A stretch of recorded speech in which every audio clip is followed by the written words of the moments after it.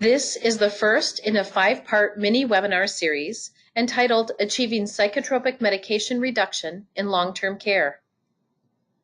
Lake Superior Quality Innovation Network serves to improve healthcare for Medicare beneficiaries across the healthcare continuum through a collaboration between the following quality improvement organizations: Stratus Health of Minnesota, Medistar of Wisconsin, and MPRO of Michigan.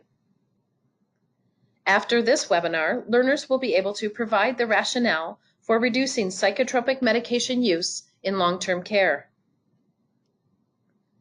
The State Operations Manual, or SOM, serves as a resource for long-term care surveyors and contains detailed instructions for interpreting the law and implementing federal regulations for nursing home survey and certification. Section 483.12a.2 states that nursing homes must ensure the resident is free from chemical restraints, including those imposed for purposes of discipline or convenience, and not required to treat a resident's medical symptoms. The intent of this requirement is for each resident to attain and maintain his or her highest practicable level of well-being.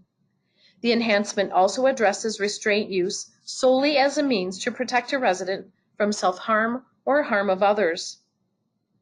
Psychotropic medications may only be administered under the oversight of a physician and require indications for when a medication is permitted, a written order detailing the length of time the medication may be used, and when use must be discontinued, placement of restriction on PRN or as-needed medication prescribing and administration, and attempts at safe dosage tapering or discontinuation of a medication altogether. Federal regulatory tags associated with unnecessary antipsychotic and psychotropic medication prescribing include F605, the resident has the right to be free from chemical restraints.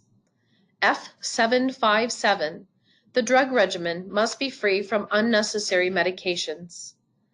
And F758, the drug regimen must be free from unnecessary psychotropic drugs for PRN or as-needed use.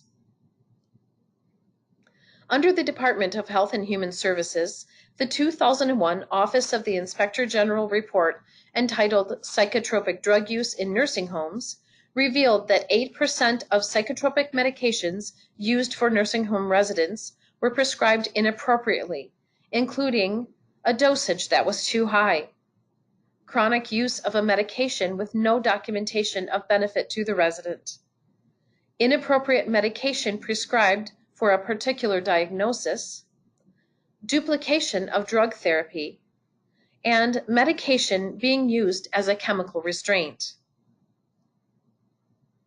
Effective reduction of unnecessary psychotropic medications requires collaboration and commitment of the nursing home interdisciplinary team. The team should include the facility nursing home administrator, the medical director and physicians, the director of nursing, pharmacy services, MDS personnel, the social services team, instrumental frontline staff, and psychiatry services.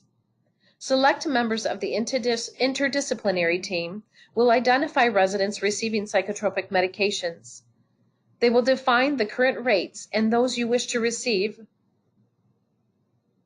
including short and long-stay antipsychotic medication quality measures.